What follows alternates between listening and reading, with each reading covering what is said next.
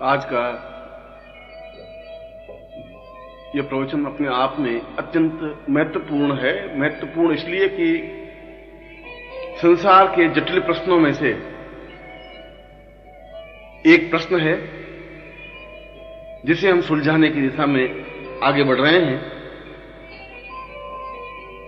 और यह प्रश्न हजारों वर्षों से भारतीय ऋषियों, महर्षियों, योगियों, तपस्वियों, साधुओं, सन्यासियों और वैज्ञानिकों का मस्तिष्क मंथन करता रहा है कि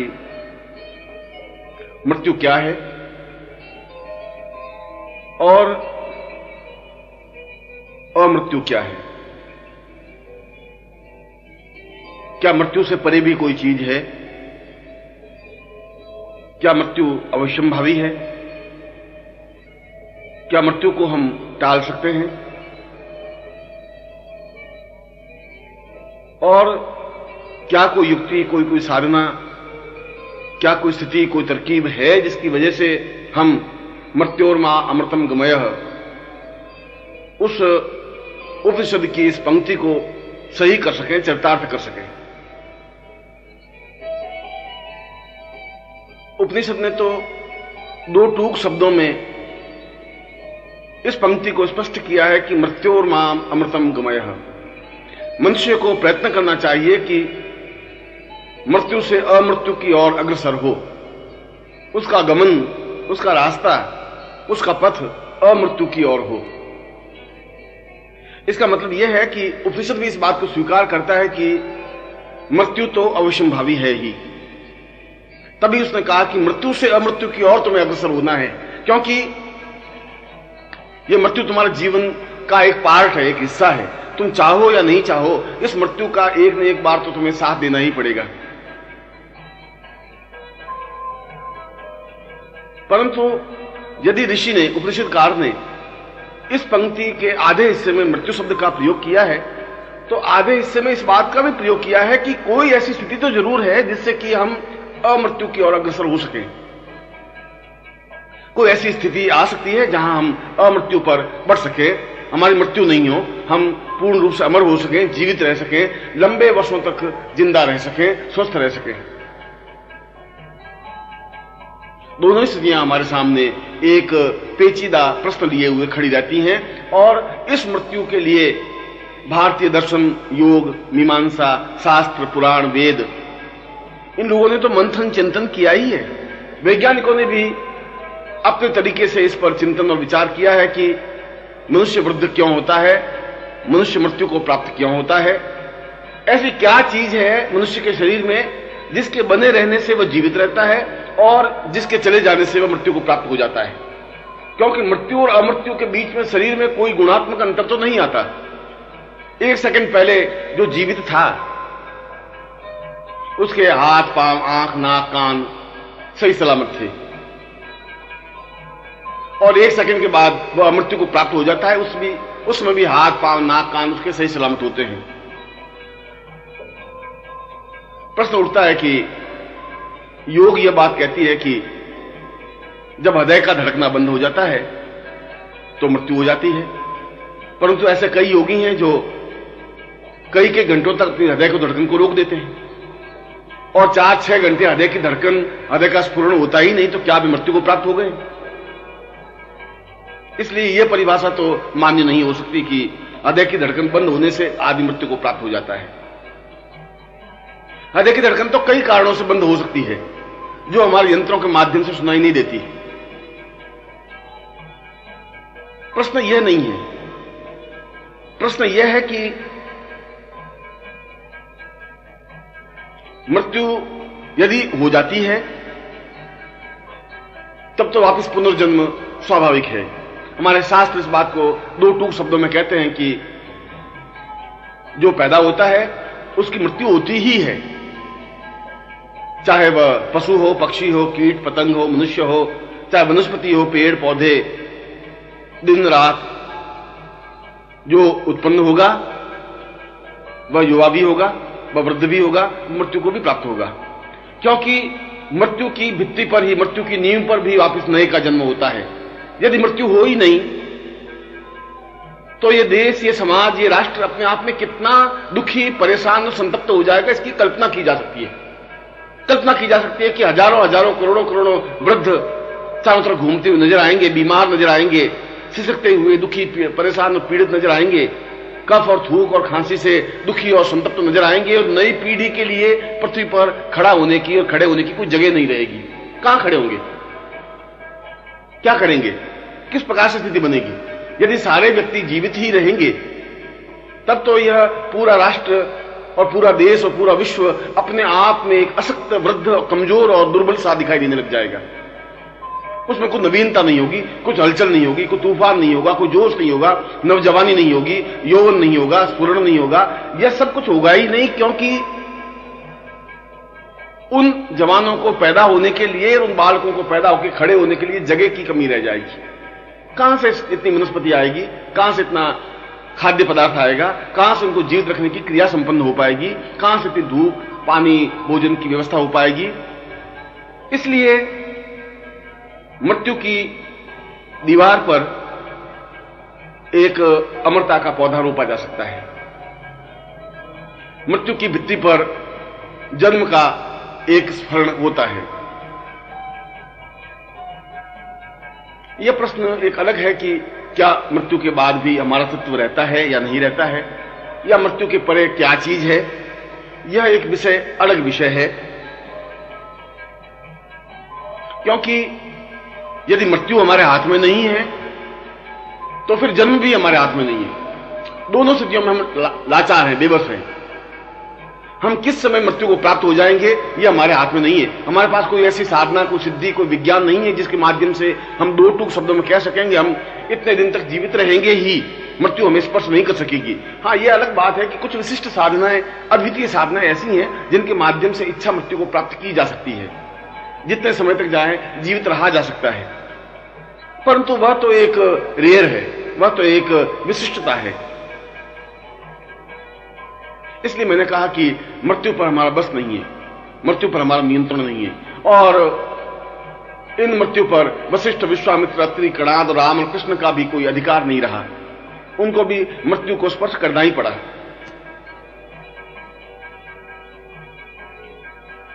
मगर मृत्यु के बाद भी उस प्राणी का अस्तित्व इस भूमंडल में, इस पितृलोक में बना रहता है, और एक विरल रूप में, एक सांकेतिक रूप में, एक सूक्ष्म रूप में, और निरंतर इस बात के लिए प्रयत्न रहता है वह प्राणी जिसकी मृत्यु हो चुकी है और जिसका केवल प्राण ही इस वायुमंडल में व्याप्त है, जिसका प्राण सूक्ष्म शरीर धारण किए हुए यत्र तत्र विचरण करता रहता है, वह इस बात के लिए निरंतर प्रयत्नशील रहता है कि वापिस वह जन्म ले। जन्म लेने के लिए बहुत धक्का मुक्की है, बहुत जोश खरोश है, क्योंकि करोड़ों करोड़ों प्राणी इस वायुमंडल में विचरण करते रहते हैं और जन्म लेने की स्थिति तो बहुत कम है। कुछ ही गर्भ स्पष्ट होते हैं जहां जन्म लिया जा सकता है। उन करोड़ों व्यक्तियों, उन करोड़ों प्राणियों में आपस में रेलम पेल होती है, आपस में धक्का मुक्की होती है, एक दूसरे को ठेलते हैं, क्योंकि प्रत्येक प्राणी और प्रत्येक जीवात्मा इस बात के लिए प्रयत्न रहती है कि ये जो गर्भ खुला है इसमें मैं जन्म ले लूं, इसमें मैं प्रवेश कर लूं। और इस धक्का मुक्की में, इस जोर जबरदस्ती में दुष्ट आत्माएं ज्यादा सुविधाएं प्राप्त कर लेती हैं, वे ज्यादा पहले जन्म ले लेती हैं। जो चैतन्य हैं, जो सरल हैं, जो निष्प्रह हैं, जो कपट रहित हैं, जो धक्का मुक्की से परे हैं, वे तो पीछे खड़े रहते हैं। वे इस प्रकार से गुंडागिर्दी नहीं कर सकते, इस प्रकार से धक्का मुक्की नहीं कर सकते, इस प्रकार से जबरदस्ती से गर्भ में प्रवेश नहीं कर सकते। वे तो इंतजार करते रहते हैं। इसलिए इस पृथ्वी पर दुष्ट व्यक्तियों का जन्म ज्यादा होने लगा है, क्योंकि उन सरल और निष्प्रह ऋषितुल्य योगियों, विचारकों, विद्वानों और कपट रहित प्राणियों का जन्म होना कठिन सा होने लगा है। तो मैंने कहा कि यह तो हमारे बस में नहीं है, मृत्यु हमारे बस में नहीं है, तो जन्म भी हमारे बस में नहीं है। परंतु जो उच्च कोटि की साधनाएं संपन्न करते हैं, जो मृत्योर्माम अमृतम गमय साधना को संपन्न कर लेते हैं, उनके हाथ में होता है कि वह किस क्षण मृत्यु को प्राप्त हो, कहां मृत्यु को प्राप्त हो, किस स्थिति में मृत्यु को प्राप्त हो और किस तरीके से मृत्यु को वर्ण करें। क्योंकि मृत्यु तो जीवन का श्रृंगार है, मृत्यु भय नहीं है, मृत्यु किसी प्रकार से कष्टदायक नहीं है। मृत्यु तो एक चिर निद्रा है। जिस प्रकार से हम रोज रात को सोते हैं और जिसमें नींद में और नींद के आगोश में होते हैं, उसमें हमें कोई होश नहीं रहता, हमें कोई ज्ञान नहीं रहता, कोई चेतना नहीं रहती कि हम कहां हैं, किस प्रकार से हैं।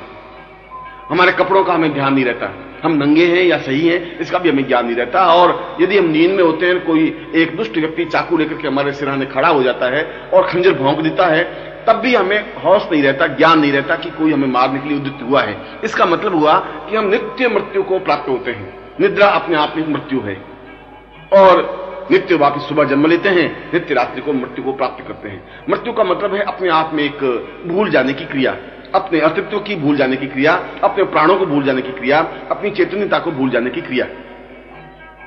मगर यह भूल जाने की क्रिया कुछ घंटों की होती है, इसलिए इसको नींद कहते हैं, और वह भूल जाने की क्रिया काफी लंबे अरसे तक की होती है, इसलिए उसको मृत्यु कहते हैं। इसलिए निद्रा में और मृत्यु में कोई विशेष अंतर नहीं है। और इसीलिए मार्कंडेय पुराण में स्पष्ट कहा है कि या देवी सर्वभूतेषु निद्रा रूपेण स्थिता नमस्तस्यै नमस्तस्यै नमस्तस्यै नमो नमः। क्योंकि निद्रा भी अपने आप में मृत्यु का एक पूर्वाभ्यास है। मैंने जैसा बताया कि कुछ विशिष्ट साधनाएं हैं जिसके माध्यम से हम इस मृत्यु पर नियंत्रण प्राप्त कर सकते हैं। विजय प्राप्त करना एक अलग चीज है। नियंत्रण प्राप्त करने का मतलब है कि हम जहां चाहें, जिस उम्र में चाहें मृत्यु को वर्ण करें। यदि हम चाहें 100 साल की आयु प्राप्त करें तो निश्चित ही 100 साल की आयु प्राप्त कर सकते हैं। 120 साल, 130 साल, 400 साल, 500 साल, 1000 साल की आयु भी प्राप्त कर सकते हैं। ये हमारे हाथ में है यदि उन साधनाओं का हम सहारा लें, उन साधनाओं के माध्यम से हम जीवन की पूर्णता की ओर अग्रसर हों। और जिस प्रकार से मृत्यु हमारे साधना के माध्यम से हाथ में रहती है, हमारी इच्छा पर निर्भर होती है, ठीक उसी प्रकार से मृत्यु के बाद में भी ये हमारे पास हमारा अस्तित्व, हमारे चेतनता बनी रहती है कि हम इस ब्रह्मांड में कहां पर हैं, प्राणियों के किस लोक में हैं, देवलोक में है, पितृलोक में है, राक्षस लोक में है, गंधर्व लोक में है, किस लोक में है। और इन सारे लोकों में हम एक सूक्ष्म अंगूठे के आकार के प्राणी के रूप में बने रहते हैं। इसलिए प्राणियों को अंगुष्ठा प्राति कहा गया है, यानी ये पूरा शरीर एक अंगूठे के आकार का बन जाता है। और ऐसे अंगूठे के आकार के प्राणी, जीवात्मा करोड़ों करोड़ों इस आत्ममंडल में, भूमंडल में विचरण करती रहती है, जहां हमारी दृष्टि नहीं जाती। और यदि हम अपने इस मृत्यु लोक से थोड़ा सा ऊपर उठ के देखें तो करोड़ों ये आत्माएं जो मृत्यु को प्राप्त हो चुकी हैं बराबर भटकती रहती हैं। और उन सब का एकमात्र लक्ष्य, केवल एकमात्र लक्ष्य यही होता है कि वे वापस जन्म लें। मगर जन्म लेना तो उसके हाथ में है। जैसा कि मैंने बताया कि वहां पर भी उतना ही जोर जबरदस्ती है, कोई ऐसा संकेत नहीं है, कोई ऐसी एक नियंत्रण रेखा नहीं है, कोई ऐसा सिस्टम नहीं है कि एक के बाद एक जन्म लेता रहे। ऐसा कोई संभव नहीं है। जिसको जो स्थिति बनती है वह वैसा ही जन्म ले लेता है। ठीक उसी प्रकार से कि जहां बलवान होते हैं वो किसी भी जमीन पर कब्जा कर लेते हैं और जो जमीन का मालिक होता है वो बेचारा टुकुर टुकुर ताकता रहता है। ठीक उसी प्रकार से जो बलवान और ताकत और दुष्ट आत्माएं होती हैं वे ठेलम ठेल करके, जबरदस्ती करके, धक्का मुक्की करके जो गर्भ खुलता है उसमें प्रवेश कर लेते हैं, जन्म ले लेते हैं। और जो देवात्माएं होती हैं, जो सीधे साधे सरल निष्प्रह ऋषि तुल्य व्यक्तित्व होते हैं, वो पीछे खड़े रहते हैं 2 साल, 5 साल, 10 साल, 20 साल, 50 साल। उनका जन्म होना थोड़ा कठिन होने लगा है। इसलिए इस पृथ्वी पर दुष्ट आत्माएं ज्यादा जन्म लेने लगी है। इसलिए इस पृथ्वी पर अधर्म ज्यादा फैला है। इसलिए इस पृथ्वी पर व्यभिचार ज्यादा फैला है। इस पृथ्वी पर झूठ और कपट और दुर्दर्शता ज्यादा फैली है। इसलिए फैली है कि उन आत्माओं का जन्म ज्यादा होने लगा है। क्या इस स्थिति से अपने आप को हम टाल सकते हैं? यह तो अपने आप में एक बहुत पेचीदा, बहुत दुखदायक स्थिति है कि हमने अपने जीवन को एक सरल और निष्प्रह रूप से व्यतीत किया, हमने एक धार्मिक और आध्यात्मिक रूप से जीवन को व्यतीत किया, और इस पूरे जीवन को व्यतीत करने के बाद भी हमें कई वर्षों तक इस आत्मा में भटकना पड़ता है। हम वापस जन्म नहीं ले पाते, जबकि हम चाहते हैं कि हमारा जन्म हो। और जन्म लेने के बाद फिर हम ईश्वर चिंतन करें, जन्म लेने के बाद फिर हम साधनाएं करें, फिर हम आध्यात्मिक जीवन में प्रवेश करें, फिर हम गुरु चरणों में बैठें, हम फिर इस मृत्यु लोक के उन प्राणियों की सेवा करें, उनको सहयोग करें, उनकी सहायता करें।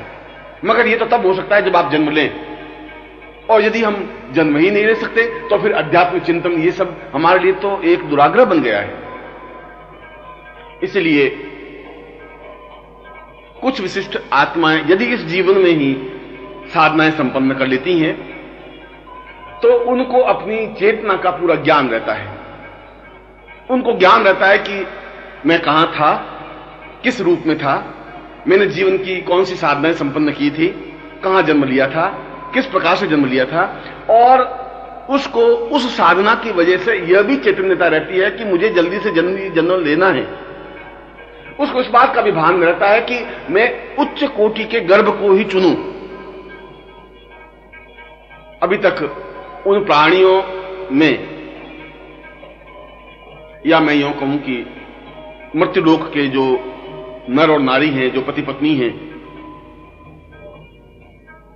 उनके पास ऐसी कोई शक्ति, ऐसी कोई सामर्थ्य नहीं है कि वह उत्तम कुल के प्राणी को ही जन्म दे या कोई विशिष्ट योनि को ही अपने गर्भ में प्रवेश होने दे। उनके पास कोई साधन नहीं है। उस समय, जिस समय गर्भ खुला होता है, उस समय जो भी दुष्ट आत्मा या अच्छी आत्मा जो भी गर्भ में प्रवेश कर जाती है, उस गर्भ को धारण करना उसकी मजबूरी हो जाती है। यह हमारे जीवन की विडंबना है, यह हमारे जीवन की न्यूनता है, यह हमारे जीवन की कमी है। इसलिए बहुत पेचीदा स्थिति है कि मृत्यु पर हमारा नियंत्रण नहीं है। हम जिस प्रकार के प्राणी को अपने गर्भ में धारण करना चाहते हैं उस पर भी हमारा नियंत्रण नहीं है। जो भी दुष्ट या भली या जैसी आत्मा उसमें प्रवेश कर लेती है, उसी को अपने गर्भ में प्रवेश देना पड़ता है, उसी को पैदा करना पड़ता है, उसी को बड़ा करना पड़ता है, और बड़ा होने के बाद वह उसी प्रकार से मां बाप को गालियां देता है, समाज विरोधी कार्य करता है और अपना नाम और मां बाप का नाम कलंकित कर लेता है। यह तो एक इतना कष्ट सहन करने के बाद, इतना दुख देखने के बाद, गर्भ में 9 महीने धारण करने के बाद, उसको जन्म और जन्म देने के बाद, उसकी इतनी परवरिश करने के बाद, उसके बावजूद भी हमें यही दुख भोगना है, तो यह हमारे जीवन की विडंबना है, यह हमारे जीवन की कमी है। और इस पर मनुष्य चिंतन नहीं करता, विचार नहीं करता। विज्ञान इस प्रश्न को नहीं सुलझा रहा है, विज्ञान इस प्रश्न को सुलझा भी नहीं सकता। इस प्रश्न को सुलझाने के लिए ज्ञान का सहारा लेना पड़ेगा, साधना का सहारा लेना पड़ेगा, आराधना का सहारा लेना पड़ेगा। यहां ये 3 प्रश्न हमारे सामने खड़े होते हैं। एक प्रश्न तो यह कि क्या हम जितने समय तक चाहे जीवित रह सकते हैं, और जीवित रहने का मतलब है स्वस्थ जीवित रह सकते हैं। जीवित रहने का तात्पर्य रोग रहित जीवित रह सकते हैं। यदि हम जीवित हैं और मरे हुए से हैं, बीमार हैं, अपंग हैं, लाचार हैं, खाट पर पड़े हुए हैं, दूसरों के आश्रित हैं, तो वह जीवन नहीं है, वह तो जीवित होते हुए मृत्यु के समान है। जीवित होने का तात्पर्य स्वस्थ हो, तंदुरुस्त हो, कायाकल्प से युक्त हो, बलवान हो, पौरुषवान हो, क्षमतावान हो। और इसका उत्तर मेरे पास यह है कि हम निश्चय ही जीवित रह सकते हैं, जितने समय तक चाहें जीवित रह सकते हैं। 50 साल, 60 साल, 80 साल, 100 साल, 200 साल, 300 साल, 500 साल, 1000 साल, 2000 साल हम जीवित रह सकते हैं, निश्चित रूप से और गारंटी के साथ जीवित रह सकते हैं, स्वस्थ, तंदुरुस्त, पूर्ण चैतन्यता के साथ, यौवन स्फूर्ति के साथ। मगर इसके लिए जो मृत्योर्मा अमृतम गमय साधना है, या जो मृत्योर्माम साधना है, उस साधना को संपन्न करने से शरीर में एक गुणात्मक परिवर्तन, एक अंतर आ जाता है। एक जिस प्रकार से बैटरी, जो चार्ज की हुई बैटरी है, उसको अगर यूज करते हैं तो कुछ समय बाद वो बैटरी के अंदर जो पावर है वो समाप्त हो जाती है, और जब समाप्त हो जाती है तो उसको वापस चार्ज करनी पड़ती है। चार्ज करने के बाद वो बैटरी वापस इसी प्रकार से उपयोगी बन जाती है। ठीक उसी प्रकार से शरीर की शक्ति भी निरंतर क्षीण होती रहती है, और क्षीण होते होते एक स्टेज ऐसी आती है कि वह बैटरी, जो शरीर की बैटरी, वह समाप्त हो जाती है, जिसको मृत्यु कहते हैं। मगर यदि हम उसको वापस चार्ज करने की क्षमता प्राप्त कर सकें, कोई ऐसा ज्ञान, कोई ऐसी साधना हो जिससे हम उसको वापस चार्ज कर सकें, तो उतने साल, 60-70 साल वापस जीवित रह सकती है। फिर हम बैटरी चार्ज कर लें, फिर शरीर को चार्ज कर लें, फिर अगले 60-70 साल, 80 साल जीवित रह सकते हैं। और इस प्रकार से जितनी बार शरीर को हम वापस कायाकल्प करते रहें, चार्ज करते रहें, उतने ही साल तक हम जीवित बने रह सकते हैं। और इसके लिए मृत्योर्मा साधना जीवन की श्रेष्ठ, अद्भुत और उन्नत साधना है, जिसको योगियों ने, ऋषियों ने स्वीकार किया है। सिद्धाश्रम अपने आप में एक अद्वितीय, दुर्लभ और महत्वपूर्ण स्थान है, जो अध्यात्म जीवन का केंद्र बिंदु है और जहां से पूरे विश्व का अध्यात्म जीवन संचालित होता है। क्योंकि विश्व तभी तक जीवित है जहां तक भौतिक और आध्यात्मिकता का बराबर सुखद समन्वय है, बैलेंस्ड है। जो ये बैलेंस बिगड़ता है तो विश्व अपने आप में प्रलय की स्टेज पे चला जाता है, प्रलय हो जाता है, सब कुछ समाप्त हो जाता है। जिसमें भौतिकता बहुत अधिक बढ़ जाएगी, चारों तरफ बम गिरेंगे, प्रत्येक देश एक दूसरे पर आक्रमण करेगा, एक देश दूसरे देश पर परमाणु बम गिराएंगे और कोई भी देश बचेगा नहीं, बम गिराने वाला भी और बम झेलने वाला भी, और इसी को प्रलय कहते हैं। और यदि आध्यात्मिकता का भी बाहुल्य हो जाए और भौतिकता जीवन में रहे ही नहीं, तब भी प्रलय हो जाएगा। इसलिए इन दोनों का समन्वय होना जरूरी है। मगर इस भौतिकता के लिए कुछ प्रयत्न नहीं करना पड़ता, झूठ के लिए, हिंसा के लिए, छल के लिए, कपट के लिए कोई प्रयत्न नहीं करना पड़ता। वह तो एक सामान्य सी बात है। मनुष्य की दुर्धर्ष प्रवृत्तियां अपने आप में स्वतः जन्म लेती हैं। उनको बैलेंस करने के लिए सिद्धाश्रम अपने आप में कुछ विशिष्ट योगियों को, कुछ विशिष्ट महात्माओं को इस मृत्युलोक में उन प्राणियों के बीच भेजता है। वे चाहे राम हो, वे चाहे कृष्ण हो, वे चाहे बुद्ध हो, चाहे महावीर हो, चाहे शंकराचार्य हो, चाहे ईसा मसीह हो, चाहे सुकरात हो, और वे अपने ज्ञान के संदेश के माध्यम से, अपनी चेतना के संदेश के माध्यम से, अपनी पवित्रता और दिव्यता के संदेश के माध्यम से उन लोगों में अध्यात्म चेतना पैदा करते हैं। यद्यपि इस प्रकार की चेतना पैदा करने वालों को बहुत गालियां मिलती हैं, क्योंकि वे तो मदांध हैं, वे तो अंधे हैं, वे भौतिकता में ग्रस्त हैं। उनको झूठ, छल और कपट के अलावा उनके पास कोई रास्ता नहीं है। वो जब इस प्रकार की बात सुनते हैं तो सोचते हैं कि ये हमारे अधिकारों पर हनन है, यह व्यक्ति हमारे पूरे जीवन की दिमाग पूंजी को समाप्त कर रहा है, हमारे स्वार्थों पर चोट कर रहा है, इसलिए उसका एक विरोध होता है, उसको गालियां ली जाती है, उसको कैद कर लिया जाता है, उसको मार दिया जाता है, उसको समाप्त कर दिया जाता है। मगर इस समाप्त कर देने से ही समाप्त नहीं हो जाता है। देह तो टूट जाती है, देह तो गिर जाती है, मगर अंगुष्ठ मात्र के प्राण पुनः नई देह धारण करके उस सिद्धाश्रम में जन्म लेती है या सिद्धाश्रम में वापस संचरण करने लग जाती है। इसके लिए उसको कुछ प्रयत्न नहीं करना पड़ता। ये तो उसी प्रकार से जैसे मैंने एक कुर्ता पहना और अगर कुर्ता घिस गया है या पुराना हो गया तो मैं इस कुर्ते को उतार दिया और दूसरा कुर्ता धारण कर लिया। इस कपड़े वस्त्र बदलने से कोई बहुत बड़ा अंतर नहीं आया।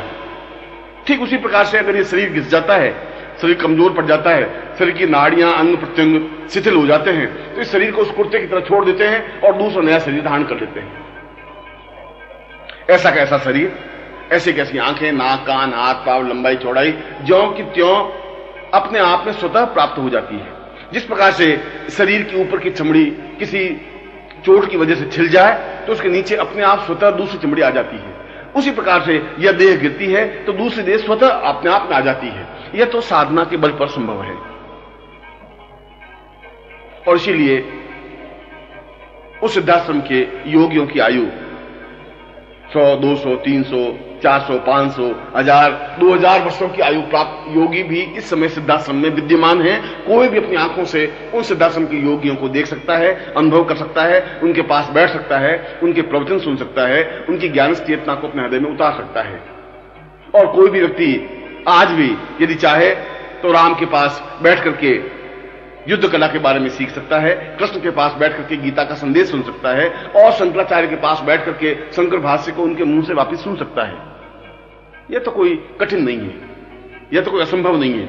यह तो आपको उस स्टेज पर पहुंचने की जरूरत है, आपकी क्षमता उस स्टेज पर पहुंचने की हो, आपके पास एक समर्थ और योग्य गुरु हो।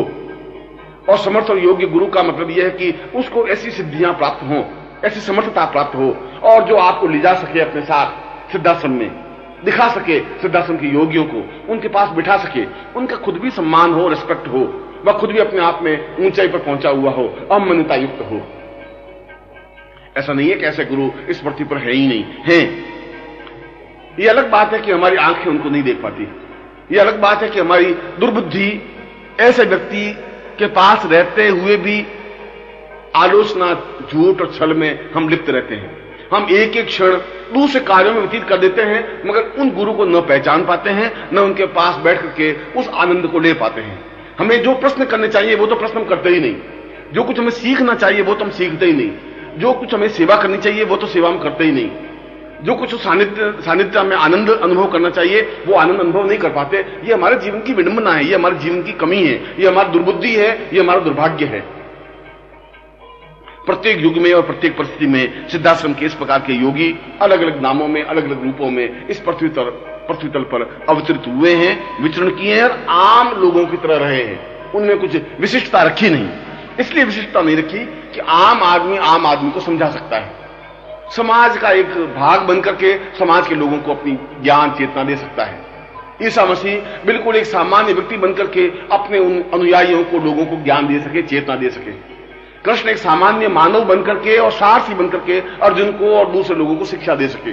भीष्म पितामह पहचान सके, वो पहचान सके कि ये अपने आप में एक अद्वितीय युग पुरुष हैं, पर आम आदमी तो उनको नहीं पहचान सका। गीता जैसा उच्च कोटि का ज्ञान चिंतन ग्रंथ देने वाला व्यक्ति एक सामान्य व्यक्ति नहीं हो सकता।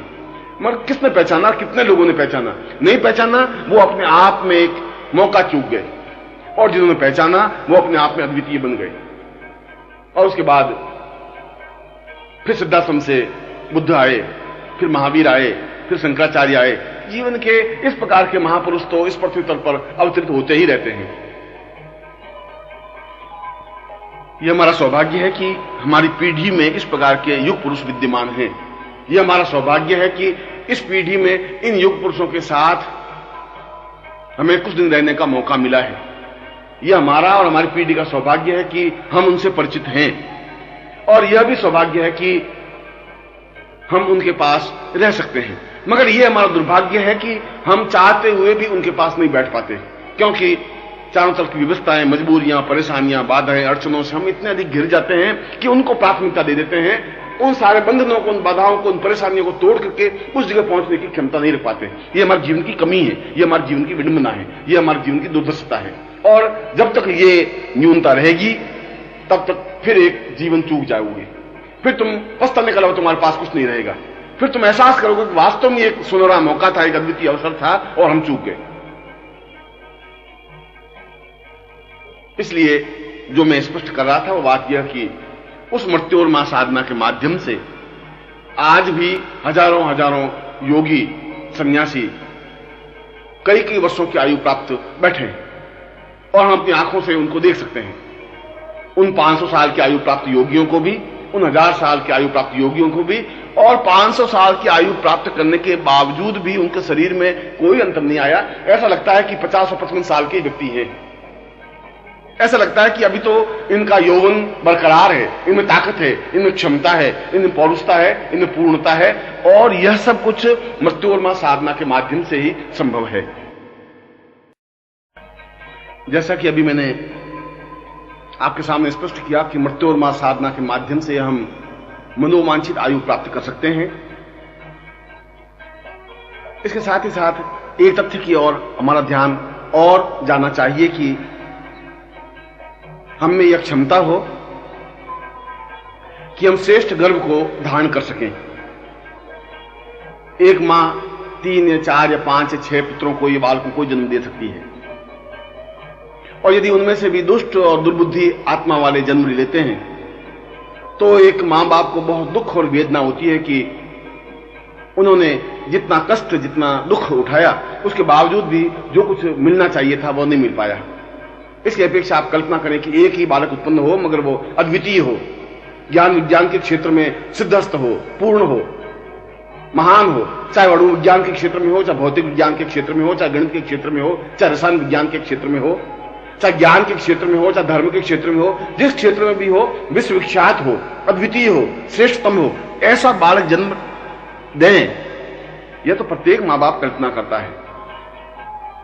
प्रत्येक मां बाप चाहता है कि एक ही उत्पन्न हो मगर सूर्य के समान उत्पन्न हो, एक ही उत्पन्न हो मगर चंद्रमा के समान तेजस्वी हो। 1000 ताराओं को जन्म देने से भी उतना अंधियारा नहीं छन सकेगा जितना एक चंद्रमा को जन्म देने से उस अंधियारे को हम दूर कर सकेंगे। मगर जैसा मैंने बताया कि यह तो आपके बस की बात नहीं है। आप तो गर्भ को खोल सकते हैं, गर्भ में कौन सी दुष्ट आत्मा प्रवेश कर जाएगी या अच्छी आत्मा प्रवेश कर जाएगी, आपके अधिकार क्षेत्र के बाहर है। बाहर है या आपकी विडंबना है। और जैसा कि मैंने अभी बताया कि उन आत्माओं में भी होड़ मची रहती है, एक दूसरे को धकियाते हुए, एक दूसरे को ठेलते हुए, आगे बढ़ते हुए। जो ताकतवान है, जो क्षमतावान है, जो दुष्ट हैं, वे आगे बढ़कर के और दूसरों को पीछे धकेल करके उस समय खुले हुए गर्भ में जन्म ले लेते हैं, प्रवेश कर जाते हैं। और जो योगी हैं, जो सन्यासी हैं, जो श्रेष्ठ हैं, जो विद्वान हैं, जो सरल, जो निष्प्रह हैं, वे पीछे खड़े रहते हैं और टुकुर टुकुर ताकते रहते हैं कि कभी हमारा अवसर आए और हम भी किसी गर्भ को चुने। इसलिए मां बाप के पास में ऐसी कोई स्थिति नहीं है जिसकी वजह से श्रेष्ठ बालक या श्रेष्ठ आत्मा को अपने गर्भ में प्रवेश दे सके। मगर इसके लिए भी एक साधना है, एक अद्वितीय साधना है, जिसको गमय साधना कहा गया है, जिसको पूर्णत्व साधना कहा गया है। और इस गमय साधना के माध्यम से यदि मां गर्भ धारण करने से पूर्व इस गमय साधना को इस गमय साधना को पूर्णता के साथ संपन्न कर लेती है, तो उसके गर्भ में एक विशिष्टता प्राप्त हो जाती है। और वह विशिष्टता प्राप्त यह होती है कि दुष्ट आत्मा उसके गर्भ में प्रवेश कर ही नहीं पाती। वह उच्च कोटि के आत्मा को ही अपने गर्भ में निमंत्रण देती है, और वह चाहे कितना ही ढेलम ढेल हो, कितना ही एक दूसरे को धकियाते हो, मगर ज्यों ही एक शुद्ध और पवित्र आत्मा पास में से गुजरती है, गर्भ खुल जाता है और उच्च कोटि की आत्मा उसके गर्भ में प्रवेश कर जाती है। इस प्रकार से उस मां बाप के हाथ में यह होता है कि श्रेष्ठ एक आत्मा को अपने गर्भ में प्रवेश दे। और श्रेष्ठ आत्मा गर्भ में जब प्रवेश करती है तो मां के चेहरे पर एक अपूर्व आभा और तेजस्विता आ जाती है, एक लुनाई आ जाती है, एक एहसास होने लग जाता है कि वास्तव में किसी आत्मा ने इस गर्भ में जन्म लिया है, वास्तव में किसी आत्मा ने इस गर्भ में प्रवेश किया है। चेहरे पर एक तेजस्विता आ जाती है, उसका हृदय प्रसन्नता से झूम उठता है, और उसको 9 महीने किस प्रकार से व्यतीत होते हैं उसको कुछ पता ही नहीं चलता। और वह जो जन्म देती है तो उसी श्रेष्ठ आत्मा को जन्म देती है, जो कि आगे चल करके अपने क्षेत्र में अद्वितीय व्यक्तित्व बन सकता है और अपने क्षेत्र में उच्च कोटि व्यक्तित्व बनकर के मां बाप के नाम को रोशन कर सकता है। वह मां हजारों वर्षों तक धन्य हो जाती है, आने वाली पीढ़ियां उसकी कृतज्ञ हो जाती है। वे मां बाप अपने आप में एक सौभाग्य अनुभव करने लग जाते हैं यदि इस गमय साधना को संपन्न करके इस प्रकार का गर्भ प्राप्त करें। और यह साधना अपने आप में कोई पेचीदा नहीं है, कोई कठिन नहीं है। आवश्यकता है कि हमें इस साधना को संपन्न करना चाहिए। आवश्यकता इस बात की है कि इस साधना को संपन्न करने वाला कोई गुरु आपके बीच में हो। आवश्यक यह है कि वह पति और पत्नी इस बात का निश्चय करे कि हमें गुरु के पास जाकर के इस साधना को संपन्न करना ही है और उसके बाद ही गर्भ धारण करना है। और गुरु उस गमय साधना को संपन्न करवाता है तो यह भी बता देता है कि इस साधना को संपन्न करने के बाद किस तारीख को कितने बज करके कितने मिनट पर समागम करने से उच्च कोटि की आत्मा का प्रवेश तुम्हारे गर्भ में हो सकेगा। ठीक उस समय तुम्हारा गर्भ खुला होना चाहिए, ठीक उसी समय उस आत्मा का प्रवेश होगा। गमय साधना का तात्पर्य अर्थ ही यही है। और यह अपने आप में बहुत महत्वपूर्ण विचार चिंतन है। वासुदेव देव की को जब नारद मिले तो उन्होंने एक ही बात कही कि मेरे गर्भ से अपने आप में एक उच्च कोटि का बालक जन्म ले। तो नारद ने स्पष्ट रूप से कहा कि तुम्हें गमय साधना संपन्न करनी है, चाहे तुम जेल में ही हो। इस साधना को संपन्न करके इस मिति को इतने बजकर इतने मिनट पर तुम्हें समागम करना है, गर्भ खोलना है, और तुम्हें उच्च कोटि का एक महामानव तुम्हारे गर्भ में जन्म ले सकेगा। और जब जन्म लेगा तो अपने आप स्वप्न में तुम्हें स्पष्ट हो सकेगा कि कौन जन्म ले रहा है। वह स्वयं तुम्हें इस बात का संकेत दे देगा। तुम्हारे चेहरे पर एक आभा आ जाएगी, चेहरे पर एक मुस्कुराहट आ जाएगी, तुम्हारे सारे शरीर में एक अपूर्व तेजस्विता की किरणें प्रभावित होने लगेंगी। और ठीक ऐसा ही हुआ। यदि उस समय गमय साधना जीवित थी तो गमय साधना आज भी जीवित है। आवश्यकता इस बात की है कि हम उस गमय साधना को समझें। आवश्यकता इस बात की है कि इस प्रकार की साधना पर विश्वास करें। आवश्यकता इस बात की है कि ऐसा हमें गुरु मिले जिसको इस साधना का पूर्ण ज्ञान हो, वह चाहे हरिद्वार पर हो, चाहे मथुरा में हो, चाहे काशी में हो, चाहे कांची में हो। और हम उस गुरु के सानिध्य में जाएं, अत्यंत विनम्रता पूर्वक अपनी इच्छा व्यक्त करें, उनसे प्रार्थना करें कि वह गमय साधना संपन्न करावे, और पूर्ण गमय साधना संपन्न होने के बाद वे उन क्षणों को स्पष्ट करें, 2 या 4 या 6 क्षणों को, कि उन क्षणों में समागम करने से, गर्भ खोलने से इस प्रकार का उच्च महामानव तुम्हारे गर्भ में जन्म ले सकेगा।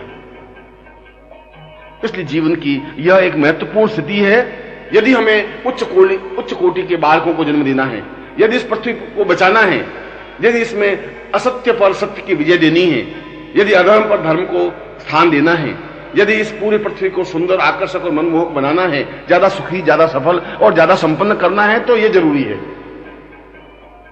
और ऐसा होने से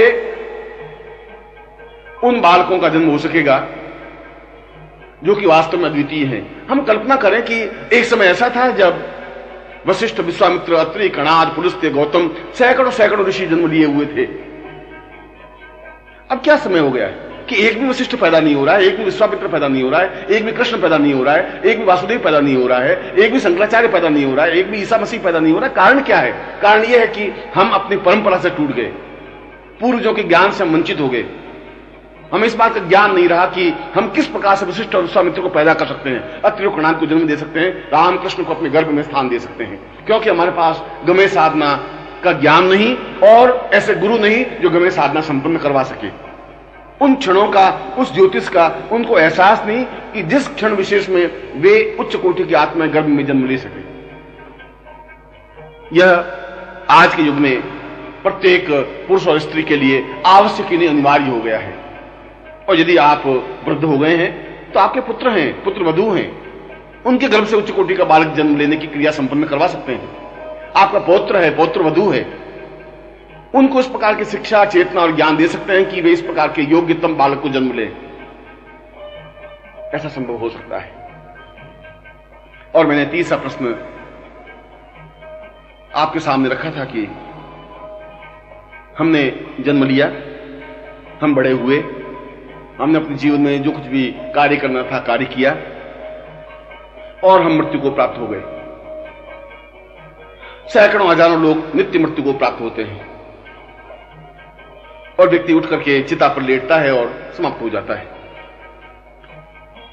मगर मृत्यु से परे, मृत्यु के बाद उसका अस्तित्व, उनके प्राणों का अस्तित्व तो विद्यमान रहता ही है। जैसा कि मैंने बताया कि अंगुष्ठ के आकार की जीवात्मा इस पितृलोक में बराबर विचरण करती रहती है, और उन लाखों करोड़ों आत्माओं में तुम्हारी भी एक आत्मा होती है।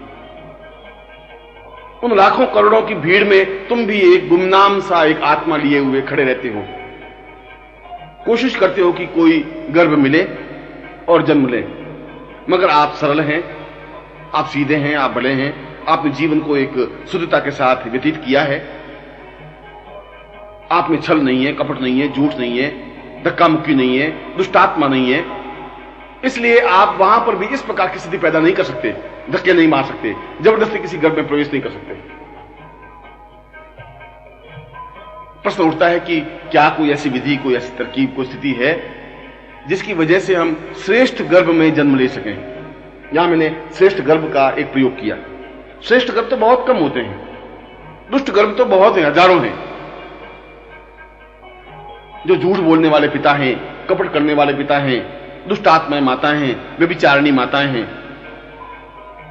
जिनका जीवन अपने आप में दुष्टता के साथ व्यतीत होता है, ऐसे गर्भ तो हजारों करोड़ों हैं। मगर जो सदाचारी हैं, शुद्ध हैं, पवित्र हैं, दिव्य हैं, देवताओं का पूजन करने वाले हैं, जो आध्यात्मिक चिंतन में रत रहने वाले हैं, ऐसे स्त्री पुरुष तो बहुत कम हैं पृथ्वी पर, गिने चुने हैं।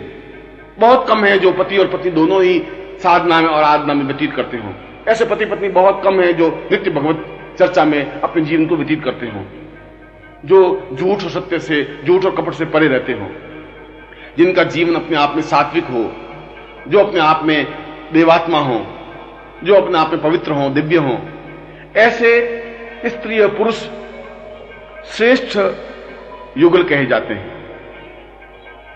और यदि ऐसे पुरुष और स्त्री के गर्भ में हम जन्म लें तो अपने आप में हम मान्यता होती है, अद्वितीयता होती है। क्या हम कल्पना कर सकते हैं कि देवकी के अलावा और किसी गर्भ में कृष्ण जन्म ले सकते थे? क्या हम ऐसा सोच सकते हैं कि कौशल्या के अलावा और किसी मां में इतनी ताकत और क्षमता थी कि राम को अपने गर्भ में जन्म दे सके? नहीं। इसके लिए पवित्रता, दिव्यता, श्रेष्ठता, उच्चता जरूरी है। मगर प्रश्न यहां उठता है कि हम मृत्यु को प्राप्त होने के बाद क्या हमारी चेतना बनी रह सकती है? और मृत्यु को प्राप्त होने के बाद क्या कोई ऐसी स्थिति, कोई ऐसी तरकीब, कोई ऐसी विशिष्टता है कि हम श्रेष्ठ गर्भ का चुनाव कर सकें? वह चाहे किसी शहर में हो, वह चाहे किसी प्रांत में हो, वह चाहे किसी राष्ट्र में हो। जहां जिस राष्ट्र में चाहें, भारतवर्ष में चाहें, जिस शहर में चाहें, जिस स्त्री पुरुष के गर्भ से जन्म लेना चाहें, हम जन्म ले सकें, क्या कोई ऐसी स्थिति है? यह प्रश्न हमारे सामने बिल्कुल दो टूक शब्दों में स्पष्ट खड़ा रहता है। और इस प्रश्न का उत्तर विज्ञान के पास नहीं है, हमारे पास नहीं है। हम मृत्यु को प्राप्त होने के बाद हम विवश हो जाते हैं, मजबूर हो जाते हैं, लाचार हो जाते हैं। यह कोई स्पष्ट नहीं है कि हम 2 साल बाद या 10 साल बाद या 15 साल बाद या 50 साल बाद उस पितृलोक में भटकते हुए कहीं जन्म ले लें। हो सकता है हम किसी गरीब घराने में जन्म ले लें, कसाई के घर में जन्म ले लें, हम किसी दुष्ट आत्मा के घर में जन्म ले लें, हम किसी व्यभिचारी के घर में जन्म ले लें, और हम किसी ऐसी मां के घर में जन्म लें कि भ्रूण हत्या हो जाए, गर्भपात हो जाए, हम पूरा जन्म ही नहीं ले सके। आप कल्पना करें कि कितनी व्यवस्था हो जाएगी हमारे जीवन की, और हम इस जीवन में ही उस स्थिति को भी प्राप्त कर सकते हैं कि हम मृत्यु के बाद भी उस प्राणी लोक में, जहां करोड़ों प्राणी हैं, करोड़ों आत्माएं हैं, उन आत्माओं में भी हम खड़े हो सके और हमें इस बात का ज्ञान हो सके कि हम कौन थे, कहां थे, किस प्रकार की साधनाएं संपन्न की और क्या करना है। और इसके साथ ही साथ इतनी ताकत, इतनी क्षमता, इतनी तेजस्विता आ सके कि सही गर्भ का चुनाव कर सके, और फिर इतनी स्थिति बन सके कि तुरंत हम उस श्रेष्ठ गर्भ में प्रवेश कर सकें और जन्म ले सकें। चाहे कितनी भीड़ हो, चाहे दुष्ट आत्माएं हमारे बीच में कितनी हो, हम उनके बीच में से रास्ता निकाल करके उस श्रेष्ठ गर्भ का चयन कर सकें, और जो ही गर्भ खुले हम उसमें प्रवेश कर सकें। इसको अमृत साधना कहा गया है, और यह अपने आप में एक अद्वितीय साधना है, यह अपने आप में एक विशिष्ट साधना है। इसका मतलब है कि इस साधना को संपन्न करने के बाद हमारा यह जीवन हमारे नियंत्रण में रहता है। मृत्यु के बाद हम प्राणी बनकर के भी या जीवात्मा बनकर के भी उस पर हमारा नियंत्रण रहता है, और उस जीवात्मा के बाद गर्भ में जन्म लेते हैं, गर्भ में प्रवेश करते हैं, तब भी हमारा नियंत्रण बना रहता है। यह पूरा एक सर्कल बन जाता है कि हम बढ़े, मृत्यु को प्राप्त हुए, जीवात्मा बने, फिर गर्भ में प्रवेश किया, गर्भ में प्रवेश करने के बाद जन्म लिया, और जन्म लेने के बाद खड़े हुए। ये पूरी एक स्टेज, पूरी एक वृत्त बनता है, पूरा वृत्त का में भान रहता है। और कई लोगों को ऐसा वृत्त का भान रहता है, उनको ज्ञात रहता है कि पिछले जीवन में हम कहां थे, किस प्रकार से जन्म लिया। ऐसे कई अलौकिक घटनाएं समाज में फैलती हैं जिसको पूर्व जन्म का ज्ञान रहता है, मगर कुछ समय तक रहता है। प्रश्न तो यह है कि हम ऐसी साधना को संपन्न करें जो कि हमारे इस जीवन के लिए भी उपयोगी हो, और इस जीवन के बाद अगर प्राणात्मा हमारी इस वायुमंडल में विचरण करती रहती है तो प्राणात्मा पर भी हमारा नियंत्रण बना रहे। साधना के माध्यम से वो डोर टूटे नहीं, डोर अपने आप जुड़ी रहे, और जल्दी से जल्दी उच्च कोटि के गर्भ में हम प्रवेश कर सकें। ऐसा नहीं है कि उसको प्रवेश करने के लिए हम 50 वर्ष प्रतीक्षा करें, 500 साल प्रतीक्षा करें। हम चाहते हैं कि वापस जल्दी से जल्दी जन्म लें। हम चाहते हैं कि इस जीवन की जो कुछ साधना की है वो हमें स्मरण रहे, और जितना हमने ज्ञान प्राप्त कर लिया उसके आगे का ज्ञान प्राप्त करें, क्योंकि ज्ञान का तो एक अथाह सागर है, एक अनंत है, अनंत पथ है। इस जीवन में हम पूर्ण साधनाएं संपन्न नहीं कर सके तो अगले जीवन में जहां हमने छोड़ा है उसके आगे बढ़ सके, क्योंकि ये जो इस जीवन का जो ज्ञान है वह उस जीवन में स्मरण रहता है। यदि वो प्राणात्मा और जीवात्मा पर हमारा नियंत्रण होता है, गर्भ पर हमारा नियंत्रण होता है, गर्भ में जन्म लेना हमारा नियंत्रण होता है, और जन्म लेने के बाद गर्भ से बाहर आने की क्रिया का हमें नियंत्रण रहता है। इसलिए इस अमृत साधना का भी हमारे जीवन में अत्यधिक महत्व है, क्योंकि अमृत साधना के माध्यम से हम जीवन को छोड़ नहीं पाते, हमारे जीवन पर पूरा अधिकार रहता है। हम जिस प्रकार स्थिति चाहें उस प्रकार स्थिति को प्राप्त कर सकते हैं। प्रत्येक पुरुष और स्त्री को अपने जीवन काल में जब भी समय मिले, जब भी अवसर मिले, अपने गुरु के पास जाना चाहिए। मैं गुरु शब्द इसलिए प्रयोग कर रहा हूं कि जिसको इस साधना का ज्ञान हो वह गुरु हो सकता है। ऐसा गुरु आपका भाई हो सकता है, आपकी पत्नी हो सकती है, आपका पुत्र हो सकता है, यदि उनको इस प्रकार का ज्ञान है। और यदि नहीं ज्ञान है तो जिस गुरु को इस प्रकार का ज्ञान है हम उसके पास जाएं, उनके चरणों में बैठें, विनम्रता से निवेदन करें कि हम उस अमृत साधना को प्राप्त करना चाहते हैं, क्योंकि इस जीवन को तो हम अपने नियंत्रण में रखें ही। इसके बाद हम जब जन्म लें तो उस प्राणात्मा पर और जीवात्मा पर भी हमारा नियंत्रण बना रह सके और हम जल्दी से जल्दी गर्भ को चुने, श्रेष्ठतम गर्भ को चुने, अद्वितीय उच्च कोटि की मां को चुने, उस परिवार को चुने जहां हम जन्म लेना चाहते हैं और उस गर्भ में हम जन्म लेकर के एक उच्च कोटि के बालक बन सके। क्योंकि इस साधना से उच्च कोटि के मां बाप का चयन कर सकते हैं। और यदि हम चाहें कि अमुक मां बाप के गर्भ से ही जन्म लेना है तब भी ऐसा हो सकता है। यदि हम चाहें कि इस शहर के उस मां बाप के यहां जन्म लेना है और यदि वे गर्भ धारण करने की क्षमता रखते हैं तो वापस उसमें प्रवेश करके जन्म ले सकते हैं। ऐसे कई उदाहरण बने हैं कि जिस मां के गर्भ से जन्म लिया और किसी कारणवश मृत्यु को प्राप्त हो गए तो उसी मां के गर्भ से वापस भी जन्म लेने की स्थिति बन सकती है। खैर ये तो आगे की स्थिति है। इस समय स्थिति तो यह है कि हम इस अमृत साधना के माध्यम से अपने वर्तमान जीवन को अपने नियंत्रण में रखें, इस मृत्यु के बाद जीवात्मा स्थिति पर नियंत्रण रखें, हम जो गर्भ चाहें श्रेष्ठतम गर्भ में प्रवेश करें, पूर्णता के साथ प्रवेश करते हुए पूर्ण गर्भ धारण करते हुए हम जन्म लें और जन्म लेने के बाद भी इस जीवन का पूर्व स्मरण हमें पूर्ण तरह से रहे, जिससे कि इस जीवन में जितनी साधनाएं की हैं उस साधनाओं को हम आगे बढ़ा सकें। इस जीवन में जिस गुरु के संपर्क में रहे हैं उस गुरु के चरणों में वापस जल्दी से जल्दी जा सके, आगे की साधना संपन्न कर सकें। यह चाहे पुरुष हो, चाहे स्त्री हो, चाहे साधक हो, चाहे साधिका हो, प्रत्येक के जीवन की यह मान्यता है कि वो इस साधना को संपन्न कर सकता है। मैंने अपने इस प्रवचन में 3 साधना का उल्लेख किया: मृत्योर्मा साधना, अमृत साधना और गमय साधना। और इन तीनों साधनाओं को मिलाकर के मृत्योर्मा अमृतम गमय शब्द विभूषित किया गया है। इसलिए ईशावास्य उपनिषद में और जिस उपनिषद में इस बात की चर्चा है वह केवल एक पंक्ति नहीं है, मृत्योर्मा अमृतम गमय, मृत्यु से अमृत्यु की ओर चले जाएं। हम किस प्रकार से जाएं, किस तरकीब से जाएं, इसलिए इसके तीनों साधनाओं के नामकरण भी इसमें दिए। इसको स्पष्ट किया कि तीनों साधनों को सामंजस्य करना, तीनों साधनों को समझना हमारे जीवन में जरूरी है, आवश्यक है। और हम अपने जीवन काल में ही इन तीनों ही साधनाओं को संपन्न करें, यह हमारे लिए जरूरी है, आवश्यक है।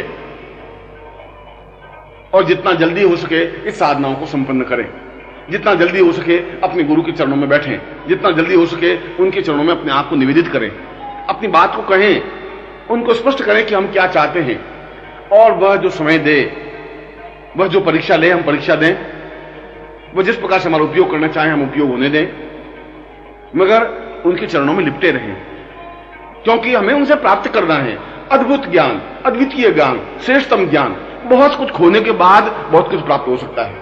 यदि आप कुछ खोना नहीं चाहें और बहुत कुछ प्राप्त करना चाहें, ऐसा जीवन में संभव नहीं हो सकता। अपने जीवन को दांव पे लगा करके प्राप्त किया जा सकता है। यदि आप जीवन को बचा रहे हैं, जीवन को बचाते रहे और बहुत कुछ प्राप्त करना चाहें तो ऐसा संभव नहीं हो सकता। इसीलिए इस उपनिषद काल में इस मृत्योर्मा अमृतम गमय से संबंधित कुछ विशिष्ट मंत्रों का प्रयोग किया। यद्यपि इसकी साधना पद्धति अपने आप में एक सरल है, सही है, कोई भी स्त्री और पुरुष इस साधना को संपन्न कर सकता है। यद्यपि इस साधना के लिए बहुत आवश्यक है कि गुरु के चरणों में पहुंचना अनिवार्य है, क्योंकि इसकी पेचीदगी गुरु के द्वारा ही समझी जा सकती है, उनके साथ उनके द्वारा ही उन मंत्रों को प्राप्त किया जा सकता है। परंतु मैं उन मंत्रों का आपके सामने उल्लेख कर रहा हूं जो मृत्योर्मा, अमृतम और गमय तीनों साधनाओं से संबंधित है। यदि नित्य इन मंत्रों को हम एक बार श्रवण करते हैं तब भी हमारे जीवन की चैतन्यता बनती है, तब भी हम जीवन में उत्थान की ओर अग्रसर होते हैं, तब भी हम ऊंचाई की ओर अग्रसर होते हैं, तब भी हम मृत्यु पर विजय प्राप्त करने की साहस और सक्षमता प्राप्त कर पाते हैं, और तब भी हम उस मृत्यु से अमृत्यु की ओर अग्रसर होते हैं, जहां मृत्यु हम पर झपट्टा नहीं मार सकती, जहां मृत्यु पर हम पर दबोच नहीं सकती, जहां मृत्यु में मार नहीं सकती, समाप्त नहीं कर सकती, और हम जितना वर्ष चाहे, जितने युग चाहे जीवित रह सकते हैं। मैं उन मंत्रों का आपके सामने उच्चारण कर रहा हूं, जिन मंत्रों को बार बार आपको नित्य सुनना ही चाहिए। 1 बार, 5 बार, 11 बार, 21 बार, 101 बार, जितना आपको समय मिले, मगर नित्य इसको श्रवण करने से ही अपने आप में सफलता मिल जाती है। ओम परो वतं वै सदां सचैतन्यो प्रमथमयि पूर्वाः सदौ वै सदं मृत्योर्मां पूर्वाः शतं सहस्रियै सह दिवौ सचैतन्यतां प्रवै स पूर्वाः क्रियमाणा यदां सैर्गां युतवौ सदैवों सां पूर्वाः अमृतं सचैतन्यतां स प्राणोः प्राणतमं प्राणश्चैतन्यतां सह क्रियै स पूर्वाः क्रियौ पूर्वतं परं पूर्वदमदं स गमयतैर्वां प्राणोर्वै प्राणः जीवोत वै सह जीवदां वदां सह क्रियै स चैतन्यतां स पूर्वै सह प्रियै स पूर्वदां सदा सदै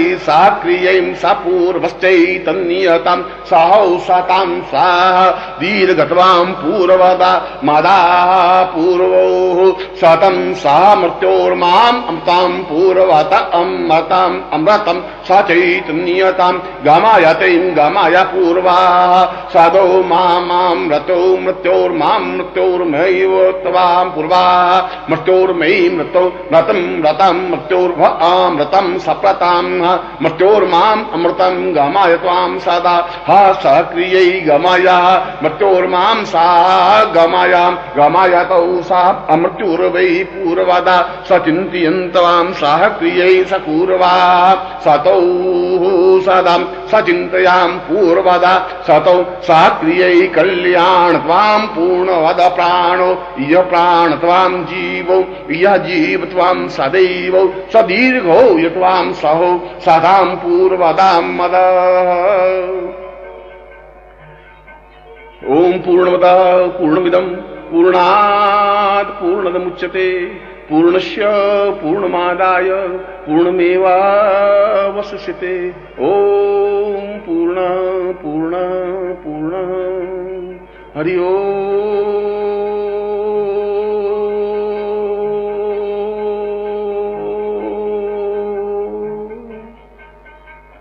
इस प्रवचन में मैंने आपको उन दुर्लभ मंत्रों को स्पष्ट किया जो अपने आप में गोपनीय रहे हैं। इन मंत्रों का प्रयोग किसी पुस्तक में या वेदों में तुम्हें नहीं मिल पाएगा, किसी शास्त्र में और किसी धर्म ग्रंथ में भी नहीं मिल पाएगा। ये मंत्र तो अपने आप में चैतन्य मंत्र हैं, प्रकृति द्वारा निर्मित मंत्र हैं, अपने आप में पूर्णत्व मंत्र हैं और विशिष्ट योगियों और गुरुओं को ही प्राप्त है।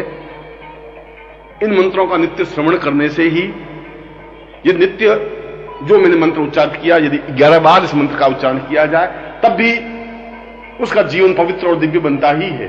वह मृत्यु से अमृत्यु की ओर अग्रसर होता ही है। वृद्धावस्था उस पर व्याप्त नहीं होती, मृत्यु उस पर झपट्टा नहीं मार सकती, अकाल मृत्यु उसकी नहीं होती। और जो मृत्यु के निकट है उसको यदि ये सुनाया जाए तो उसकी जीवात्मा को इस जीवन का पूर्ण ज्ञान रहता है और उसको सुविधा रहती है कि वह आगे सही गर्भ का चुनाव कर सके। इसलिए इस मंत्र का अपने आप में विशिष्ट प्रयोग है। और साथ ही साथ मैंने बताया कि यदि हमें नवीन विश्व, नवीन सृष्टि की रचना करनी है, नवीन युग मानव बनाना है, नवीन मानव को जन्म देना है, तो फिर हमें मृत्योर्मा साधना संपन्न करनी पड़ेगी, अमृतम साधना संपन्न करनी पड़ेगी, गमय साधना संपन्न करनी पड़ेगी। और ये आप लोगों का सौभाग्य होगा कि आप जीवन में ऐसा निश्चय करें। ये आप लोगों का सौभाग्य होगा कि आप निश्चय करके अपने गुरु तक पहुंचे, आप में ये चैतन्यता पैदा हो, आप में यह भावना पैदा हो कि हमें इस साधना को संपन्न करना ही है। और यह आपका सौभाग्य होगा कि गुरु इस बात को स्वीकार करे कि आपको यह साधना दे या इस साधना को संपन्न कराए, और इस साधना को संपन्न करके आप अपने इस जीवन को भी और आप आगे के जीवन को भी अपने आप में पूर्णता दे सकें। जीवन की पवित्रता और चेतना को प्राप्त कर सकें। और सबसे बड़ी बात की, जो हम निरंतर मृत्यु की ओर बढ़ रहे हैं, जो हम निरंतर शमशान की ओर बढ़ रहे हैं, हमारा प्रति पल प्रति क्षण इस बात से आशंकित है कि कभी भी मृत्यु को प्राप्त हो सकते हैं। उस मृत्यु के भय से हम मुक्त हो सकें, उस अकाल मृत्यु से मुक्त हो सकें और जीवन में पूर्णत्व, देहत्व, चेतनत्व प्राप्त कर सकें। मैं आपको आशीर्वाद देता हूं कि आपका जीवन पवित्र, दिव्य और चेतना युक्त हो।